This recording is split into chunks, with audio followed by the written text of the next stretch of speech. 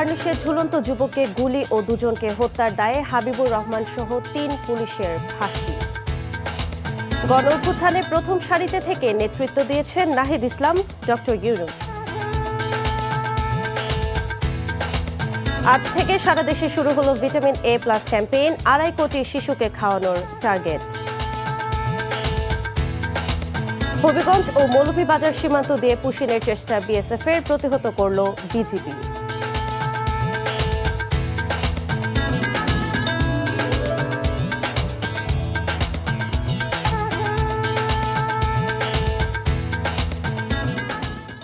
আসসালামু আলাইকুম, আতকিয়া আদিবা চৌধুরী স্বাগত জানাচ্ছি এনটিভির দেশের খবরে। ক্রাউন সিমেন্ট শিরোনাম দেখছিলেন, এবার পুরো খবর।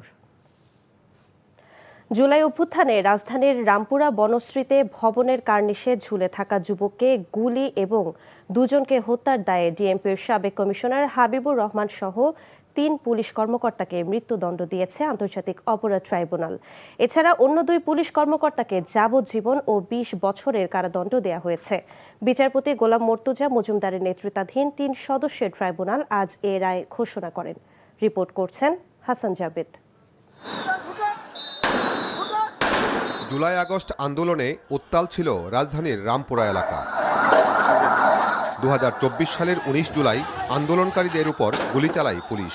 আর সেই ভয়ে প্রাণ বাঁচাতে বনশ্রীর মেরাদি এলাকায় নির্মাণাধীন ভবনের কার্নিশে ঝুলেছিল আমির হোসেন নামে এক যুবক।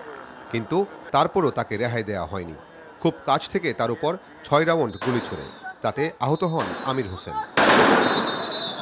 সেই ১৯ জুলাই মোহাম্মদ নাদিম হোসেনকে গুলি করে হত্যা করা হয়। আর শিশু বাসিত খান মোসার মাথায় গুলিবিদ্ধ হয়ে দাদি মায়া ইসলামের শরীরে গিয়ে লাগে, তাতে মারা যান মায়া ইসলাম আর গুরুতর আহত হন মোসা। এই ২ হত্যা এবং দুজনকে আহত করার মামলায় ট্রাইব্যুনালে শিশু মোসাকে সাথে নিয়ে সাক্ষী দিয়েছেন তার পিতা মোস্তাফিজুর রহমান। মোট ১৪ জন সাক্ষী এই মামলায় সাক্ষ্য দিয়েছেন। মামলার সকল বিচারিক প্রক্রিয়া শেষে আন্তর্জাতিক অপরাধ ট্রাইব্যুনাল এই মামলায় ৫ আসামির মধ্যে ডিএমপির সাবেক কমিশনার হাবিবুর রহমান, খিলগাঁও জোনের সাবেক এডিসি মোহাম্মদ রাশিদুল ইসলাম, রামপুরা থানার সাবেক ওসি মোহাম্মদ মশিউর রহমানকে মৃত্যুদণ্ড দেয়। এছাড়া সাবেক এসআই তারিকুল ইসলাম ভূঁইয়াকে যাবজ্জীবন কারাদণ্ড এবং একমাত্র গ্রেফতারকৃত আসামি এএসআই চঞ্চল চন্দ্র সরকারকে ২০ বছরের কারাদণ্ড দেয় ট্রাইব্যুনাল। তৎকালীন ফ্যাসিস্ট সরকারের আজ্ঞাবহ হয়ে তারা নির্বিচারে মানুষকে আহত এবং নিহতের ঘটনা তারা ঘটিয়েছে। আমরা মনে করি যে তাদের মধ্য থেকে আজকে যে ৫ জন আসামি, তাদের বিরুদ্ধে যথার্থ বিচার হয়েছে এবং তাদেরকে উপযুক্ত সাজা দেওয়া হয়েছে। একটা ভিডিওর ভিত্তিতে আফটার দ্য ট্রায়াল এটা এভাবে কনসিডারেশন নেওয়া হয়েছে, উইচ উই বিলিভ, এবং সেজন্য আমরা অ্যাগ্রি এই রায়ের বিরুদ্ধে অনারেবল সুপ্রিম কোর্ট অ্যাপিলেট ডিভিশনে যাব। পলাতক ৪ আসামিকে গ্রেফতার করে রায় কার্যকর করার প্রত্যয় ব্যক্ত করেন চিফ প্রসিকিউটর। পলাতক হাবিবুর রহমান কমিশনার ডিএমপি, পলাতক রাশেদ, পলাতক ওসি মশিউর এবং পলাতক তরিকুল, তাদের প্রত্যেকের বিরুদ্ধে আমাদের গ্রেফতারে পড়ানো যাবে। যদি তারা বিদেশের পলাতক থাকে, ইন্টারপোলের সাহায্য আমরা নিব এবং তাদেরকে যে কোনো মূল্যে গ্রেফতার করে আমাদের এই সাজা ভোগ করার জন্য প্রয়োজনীয় পদক্ষেপ নেওয়া হবে। গত বছরের ৭ আগস্ট ৫ আসামির বিরুদ্ধে অভিযোগ দাখিল করে প্রসিকিউশন। ১৮ সেপ্টেম্বর অভিযোগ গঠনের মধ্য দিয়ে তাদের বিচার শুরু হয়। আর গত ১৫ জুন উভয় পক্ষের যুক্তিতর্ক উপস্থাপনের মধ্য দিয়ে শেষ হয় মামলার বিচারিক কার্যক্রম। Hasan Jabed, NTV news, Dhaka. সাবেক অন্তর্বর্তী সরকারের প্রধান উপদেষ্টা অধ্যাপক ডক্টর মোহাম্মদ ইউনূস বলেছেন, গণ অভ্যুত্থানের সময় ৩ সপ্তাহে রাস্তায় গুলি করে ১৪০০ মানুষকে হত্যা করা হয়েছিল। সেই অভ্যুত্থানে প্রথম সারিতে থেকে নেতৃত্ব দিয়েছেন নাহিদ ইসলাম। সাভারের জিরাবোজ সামাজিক কনভেনশন সেন্টারে ইউনূস সেন্টার এবং গ্রামীণ গ্রুপ আয়োজিত ১৬তম সামাজিক ব্যবসা সম্মেলনে এসব কথা বলেন তিনি। ২ দিনব্যাপী এই সম্মেলনের শেষ দিনে অংশ নেন জাতীয় নাগরিক পার্টি এনসিপির আহ্বায়ক ও জাতীয় সংসদের বিরোধী দলীয় চিফ হুইপ নাহিদ ইসলাম। দর্শক মঞ্চ থেকে তাকে ডেকে উপস্থিত অতিথিদের সামনে পরিচয় করিয়ে দিয়ে তার ভূমিকার কথা সবাইকে স্মরণ করিয়ে দেন অধ্যাপক ডক্টর মোহাম্মদ ইউনূস। সামাজিক ব্যবসা দিবস উপলক্ষে আয়োজিত সম্মেলনে বিশ্বের বিভিন্ন দেশ থেকে অংশ নিয়েছেন ৩৭টি দেশের ২১৯ জন প্রতিনিধি। আজ থেকে সারা দেশে শুরু হলো ভিটামিন এ প্লাস ক্যাম্পেইন। 6 মাস থেকে 59 মাস বয়সী প্রায় 2.5 কোটি শিশুকে ভিটামিন এ প্লাস ক্যাপসুল খাওয়ানো হবে। সকালে এই কার্যক্রম উদ্বোধন করেন স্বাস্থ্যমন্ত্রী সরদার এম শাখাওয়াত হোসেন। এছাড়াও রাজধানীর বেশ কিছু পয়েন্টে আনুষ্ঠানিকভাবে এই ক্যাম্পেইন উদ্বোধন করেছেন ঢাকার 2 সিটি কর্পোরেশনের প্রশাসকরা।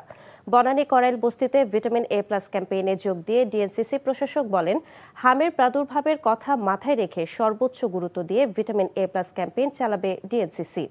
এ সময় প্রধানমন্ত্রীর একান্ত সচিব আব্দুর রহমান সানি বলেন, কোনো শিশু যেন ভিটামিন এ প্লাস ক্যাম্পেইন থেকে বাদ না পড়ে সেদিকে লক্ষ্য রাখবে সরকার।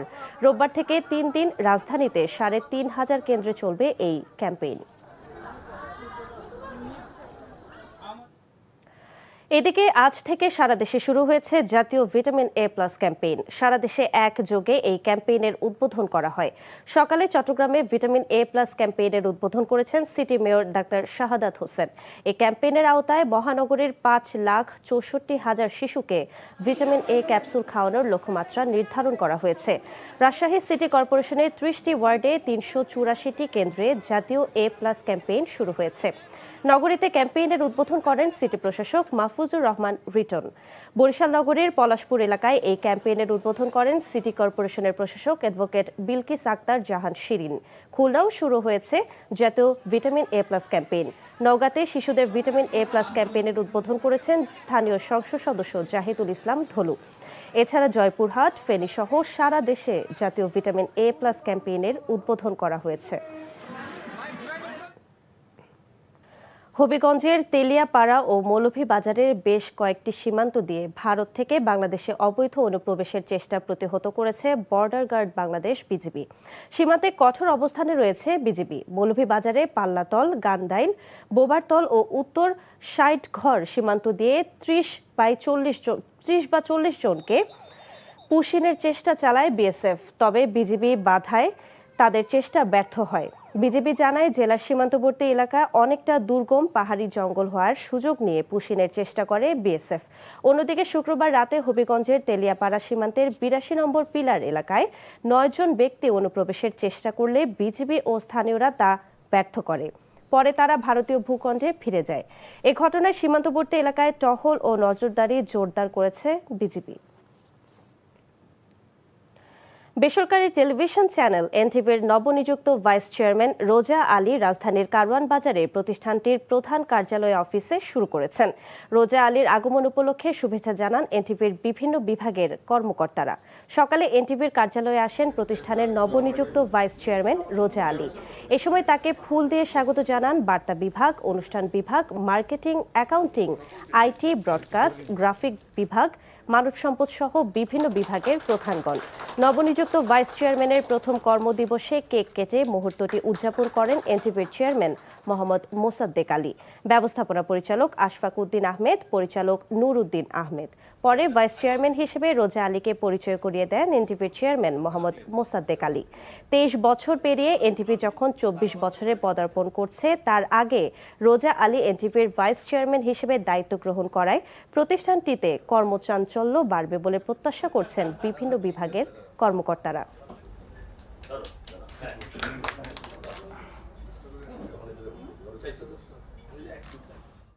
উজান থেকে নেমে আসা পাহাড়ি ঢল ও ভারী বর্ষণে সিরাজগঞ্জে যমুনা নদীর পানি বেড়েই চলেছে।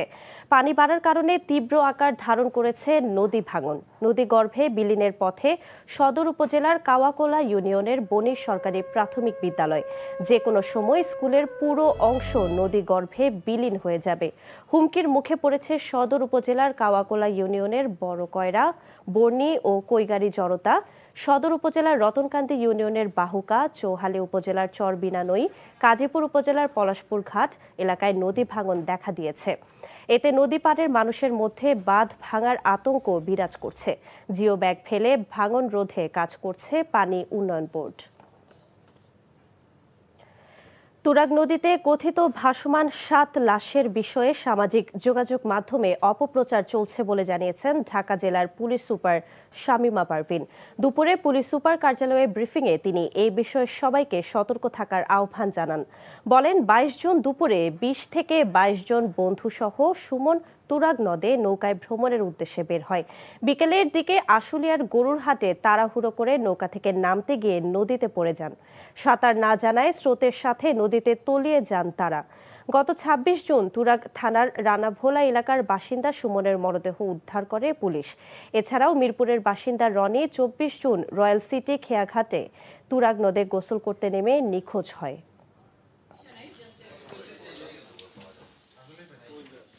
তাড়াহুড়া করে নৌকা থেকে নামতে গিয়ে অসাবধানতাবশত নদীতে পড়ে যান। ভিকটিম সাঁতার জানতেন না বিধায় তিনি স্রোতের সাথে নদীতে তলিয়ে যান। সঙ্গে লোকজন তৎক্ষণাৎ খোঁজাখুঁজি করে তাকে পায় নাই। পরবর্তীতে গত ২৬/৬/২০২৬ খ্রিস্টাব্দ তারিখ ভোর রাত আনুমানিক ১২টা ১০ ঘটিকায় আশুলিয়া থানা পুলিশ তার মৃতদেহ আশুলিয়া থানাধীন গরুরহাট সংলগ্ন আনুমানিক ৫০০ মিটার দক্ষিণে আশুলিয়া নদী হতে ভাসমান অবস্থায় উদ্ধার করে। প্রধানমন্ত্রীর স্বাস্থ্য বিষয়ক বিশেষ সহকারী ডাক্তার এস.এম. জিয়াউদ্দিন হায়দার বলেছেন, সারা দেশে ইউনিয়ন পর্যায়ে প্রাইমারি হেলথ কেয়ার ইউনিট চালু করা হবে। আগামী ২ থেকে ৩ বছরের মধ্যে এটি চালু হবে বলে জানান তিনি। গোপালগঞ্জে ভিটামিন A+ ক্যাম্পেইনের উদ্বোধন শেষে এক মতবিনিময় সভায় তিনি এ কথা বলেন। প্রধানমন্ত্রীর স্বাস্থ্য বিষয়ক বিশেষ সহকারী বলেন, দেশের সকল নাগরিকের জন্য ইলেকট্রনিক স্বাস্থ্য কার্ড ইস্যু এবং প্রতিটি উপজেলায় স্বাস্থ্য কমপ্লেক্সকে ১০১ শয্যায় উন্নীত করা হবে। রাঙামাটির কাপ্তাইয়ের চন্দ্রঘোনা কর্ণফুলী পেপার মিলস পরিদর্শন করেছেন চট্টগ্রামের বিভাগীয় কমিশনার ডক্টর মোহাম্মদ জিয়াউদ্দিন। এ সময় তিনি উৎপাদন বিভাগের বিভিন্ন স্থাপনা ঘুরে দেখেন এবং গুরুত্বপূর্ণ পরামর্শ দেন। এ সময় কর্ণফুলী পেপার মিলস লিমিটেডের ব্যবস্থাপনা পরিচালক শহীদুল্লাহ মিলের সার্বিক অবস্থা তুলে ধরেন। বিভাগের কমিশনারের পরিদর্শনকালে রাঙামাটির জেলা প্রশাসক নাজমা আশরাফি সহ স্থানীয় প্রশাসনের ঊর্ধ্বতন কর্মকর্তারা উপস্থিত ছিলেন। চট্টগ্রাম বন্দরের নিউমোরিং কন্টেইনার টার্মিনাল দেশি বিদেশি প্রতিষ্ঠানের কাজে ইজারা দেওয়ার ষড়যন্ত্র বন্ধ ও বন্দরকে জাতীয় মালিকানা ও নিয়ন্ত্রণে রাখার দাবিতে সংবাদ সম্মেলন করেছে বন্দর রক্ষা কমিটি। দুপুরে চট্টগ্রাম প্রেস ক্লাবে আয়োজিত সংবাদ সম্মেলনে লিখিত বক্তব্য তুলে ধরেন বন্দর রক্ষা কমিটি চট্টগ্রামের আহ্বায়ক ইঞ্জিনিয়ার দেলোয়ার মজুমদার এবং সদস্য সচিব ফজলুল কবির মিন্টু। সংবাদ সম্মেলনে বলা হয়, চট্টগ্রাম বন্দরের 2টি টার্মিনাল জনগণের উদ্বেগ এবং মতামতকে উপেক্ষা করে ইজারা দেওয়ার উদ্যোগ জাতীয় স্বার্থের পরিপন্থী হবে। সরকারকে এই উদ্যোগ থেকে সরে আসার আহ্বান জানানো হয় সংবাদ সম্মেলন থেকে। সিলেট বেসরকারি বিশ্ববিদ্যালয় মেট্রোপলিটন ইউনিভার্সিটিতে অনুষ্ঠিত হয়েছে national model United Nations conference.